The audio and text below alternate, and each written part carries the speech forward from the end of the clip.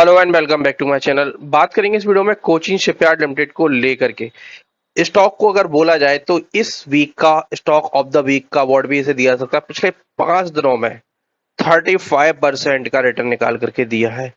Quarterly numbers note करेंगे, इसके किस प्रकार के नंबर्स निकल के आए, फंडामेंटली अब क्या लेवल पे है स्टॉक का, पी किस लेवल पे ट्रेड कर रहा है, पीजी रेशियो क्या है, सारी चीजें वन बाय वन डिटेल में डिस्कस करेंगे।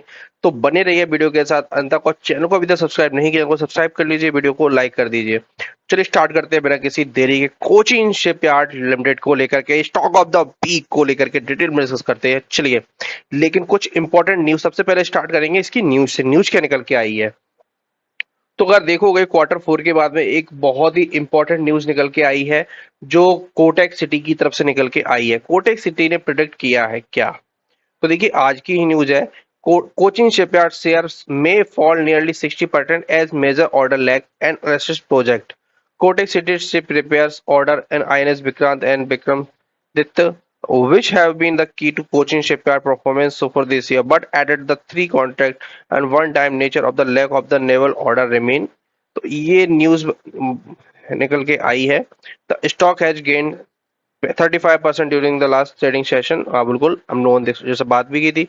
कुछ था fourth quarter result were in the inline, तो इनलाइन आए थे विद एक्सपेक्टेशन, जिस प्रकार के मार्जिन परफॉर्मेंस वगैरह थोड़ा सा वीक है। चलिए नंबर्स देख लेते हैं, नंबर्स किस प्रकार के नंबर्स निकल के आए हैं।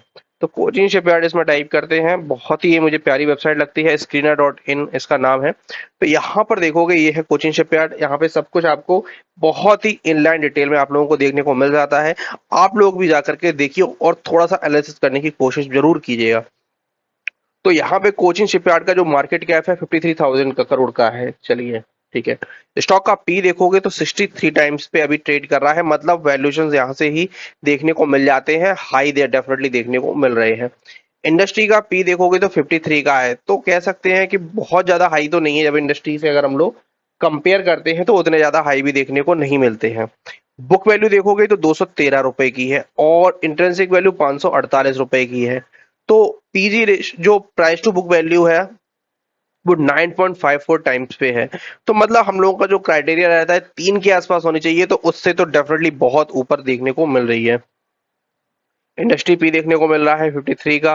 डेट टू इक्विटी अच्छी बात है कि ज्यादा डेट कंपनी पर नहीं है, और प्लेजिंग वगैरह भी वर्गन की कंपनी है, तो ऐसी कोई प्लेजिंग वगैरह देखने को नहीं मिलती है। अब आ जाते हैं क्वार्टर्स के नंबर पे। चलिए इसके थोड़े से पीयर्स पे और नजर डाले थे। तो देखो मजेगांव डॉक का 51 का है, कोचिन शिपयार्ड 63, GRSE का देखोगे तो गार्डन रीच शिपयार्ड का 53 का है, और जेनटेक का देखोगे तो 76 का निकल के आ रहा है।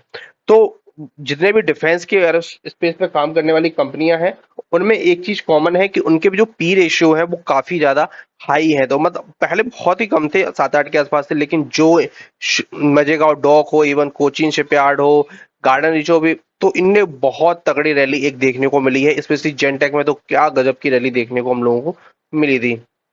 चलिए क्वार्टर्स के नंबर और एक बार देख लेते हैं। तो देखोगे यहाँ पर पिछले साल जो सेल्स थी वो 1225 करोड़ की थी, इस बार निकल के आई है 1651 करोड़ की। फेयर इनफ काफी अच्छी सेल्स ग्रोथ देखने को मिली है। अराउंड अगर देखोगे तो 30 to 35% की ग्रोथ देखने को मिल रही है, which is very good.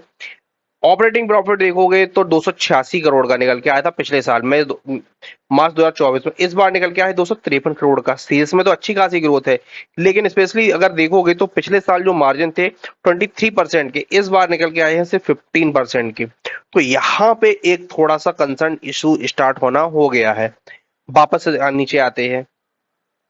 Interest cost देखोगे तो 6%, 6 करोड़ की थी, इस बार 11 करोड़ की आई है। तो मतलब कंपनी ने थोड़ा सा या तो डेट चुकाया या डेट थोड़ा सा बढ़ा है, बढ़ा हुआ ज्यादा लग रहा है, क्योंकि 6 9 11 11, तो डेट थोड़ा सा बढ़ता हुआ देखने को क्लियर कट देखने को मिल रहा है। इनका इस बार का जो नेट प्रॉफिट है अगर देखोगे तो 265 से बढ़कर 285 क्यों हुआ है, इसके पीछे है लास्ट टाइम 71 करोड़ की थी, इस बार अदर इनकम 156 करोड़ की थी। मुझे लगता है जो सबसे बेटर जो चीज होती है वो होती है सेल्स और उसका ऑपरेटिंग प्रॉफिट, ये बहुत मैटर करता है।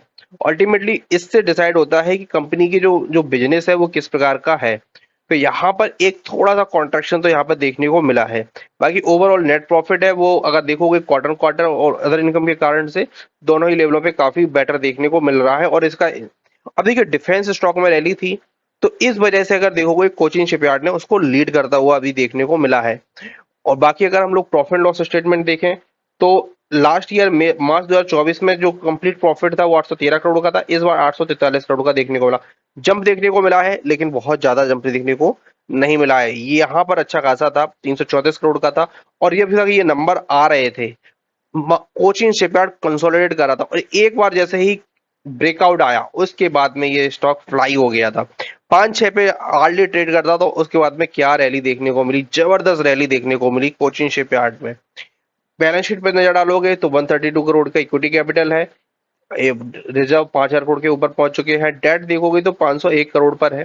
थोड़ा सा मार्च 2024 से थोड़ा सा बढ़ता हुआ जरूर देखने को मिला, लेकिन उतना भी ज्यादा कोई कंसर्न का इशू नहीं है, क्योंकि देखा जाए तो 1/10 ही है टोटल रिजर्व के, तो कोई ऐसी चिंता की बात इसमें देखने को नहीं मिलती है रिजर्व के। प्रमोटर की होल्डिंग देखोगे तो 67.91 की है, एफआई की होल्डिंग देखोगे 2.88 की है, और यहाँ पर डीआईएस की होल्डिंग 6.82% की देखने को मिली है। एफआई की तरफ से थोड़ी सी प्रॉफिट बुकिंग यहाँ पर क्लियर कट विजुअल देखने को मिल रही है, और ये चार्ट पे भी क्लियर कट इंडिकेट हो रहा है। ऊपर से देखोगे अगर तो स्टॉक ने अच्छा खासा करेक्शन दिखाया था, एक स्टीप करेक्शन दिखाया था। अब देखिए मैं क्या कह रहा था, जो पहले पहले चार्ट की तरफ देखते, एक लंबा चार्ट निकालते हैं, तो देखिए नंबर्स वगैरह सब अच्छे आ रहे थे। स्टॉक ने देखोगे तो 2018 से लेकर के और 2023 तक एक लॉन्ग कंसोलिडेशन में चला गया था स्टॉक। कितना तगड़ा कंसोलिडेट किया 4-5 साल, और उसके बाद में जैसे ही ब्रेकआउट निकल के आया इस कंसोलिडेशन का, स्टॉक ने 341 से नॉन स्टॉप जो रैली लगाई वो लगाई अल्टीमेटली 3,000 रुपए तक। क्या मैसिव रिटर्न निकाल करके दिए हैं। अब देखिए इतना कोई स्टॉक भागता है तो कंसोलिडेशन तो होता है। अब देखिए उसके बाद में स्टॉक ने कितना तगड़ा करेक्शन दिखाया।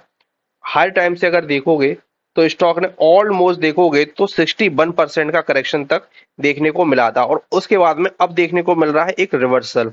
और यहाँ पे एक चीज अच्छी बन रही है, देखो कंसोलिडेट किया, ब्रेकआउट निकल के आया। अब इंपॉर्टेंट चीज क्या है कि अब ये वॉल्यूम देखने को जरूर अच्छा देखने को मिल रहा है, लेकिन ये वॉल्यूम जो निकल के आए हैं अब हार्डली होता क्या है, जब भी क्वार्टर्स के नंबर आते हैं तो उसके बाद में वॉल्यूम हम लोगों को देखने को मिल ही जाता है। तो इसी का एक रिफ्लेक्शन है कि वॉल्यूम बहुत जबरदस्त 70-80 मिलियन के वॉल्यूम देखने को मिले, और 37% के रिटर्न इस वीक में निकल के आए हैं। अब देखिए तो इसमें एक चीज क्लियर कट देखने को मिल रही है, यहाँ पे स्टॉक एक राउंड बॉटम की तरफ बढ़ता हुआ देखने को मिल रहा है। अब राउंड बॉटम की तरफ तो जा रहा है, ये चीज अच्छी है, लेकिन हमें ब्लाइंडली नहीं जाना चाहिए कभी भी किसी भी स्टॉक में। तो यहाँ पे देखोगे अब एक जो सपोर्ट का लेवल है वो 1750 रुपए के पास में एक इंडिकेट होता हुआ देखने को मिल रहा है। फेयर। अब यहाँ पे क्या स्ट्रेटजीज एक हो सकती है, तो देखिए अब इस स्टॉक में थोड़ा सा कंसोलिडेशन तो होगा, इस वीक अच्छे खासे रिटर्न आए तो अब लोग बाग अपनी प्रॉफिट बुकिंग करेंगे, तो थोड़ी सी अगर निचले लेवलों से अगर एंट्री हो गई थी तो यहाँ पर डेफिनेटली एक छोटी सी प्रॉफिट बुकिंग तो जरूर बनती है, और जो स्टॉप लॉस है वो भी कॉस्ट के थोड़ा सा ऊपर आ जाना बनता है, या फिर इस कैंडल के लोअर टाइम, इस कैंडल का जो लो है 1505 रुपए का, उसके नीचे हम लोग अपना स्टॉप लॉस चाहो तो फिक्स कर सकते हैं, ट्रेलिंग स्टॉप लॉस का यूज कर सकते हैं। और न्यू के लिए अगर देखो तो हार्डली अगर देखोगे तो 1730 के आसपास एक सपोर्ट जोन काम करेगा। यहां से अगर एक रिवर्सल देखने को मिलता है, सपोर्ट होता है 4-5 दिन सस्टेन करता है, तब जाकर के हम लोग एक्सपेक्ट कर सकते हैं कि हाँ एक रिवर्सल देखने को मिल रहा है। अदरवाइज होगा क्या कि जो अभी एक रिपोर्ट निकल के आई है कोटेक सिटी की तरफ से, ये भी एक पॉसिबिलिटीज है, क्योंकि स्टॉक मार्केट टोटली अनसर्टेन है। यहाँ पे जो भी रिसर्च वगैरह करते हैं वो भी 100% सही नहीं होते। आप भी अपनी रिसर्च जरूर करिएगा, और उसी के आधार पर आप लोग अपने ट्रेड्स वगैरह हमेशा लिया करें। किसी की कोई भी सलाह पर कभी भी ट्रेड वगैरह नहीं करना चाहिए। आप लोगों के क्या व्यूज हैं, आप लोग क्या स्ट्रेटजीज बना रहे हैं, कमेंट बॉक्स में जरूर बताइएगा। और इसी प्रकार के और इन्फॉर्मेटिव वीडियोस देखने के लिए और एजुकेशन कंटेंट देखने के लिए चैनल को सब्सक्राइब करिए, वीडियो को लाइक करिए। मिलते हैं इसी बार के अन्य किसी वीडियो में। धन्यवाद।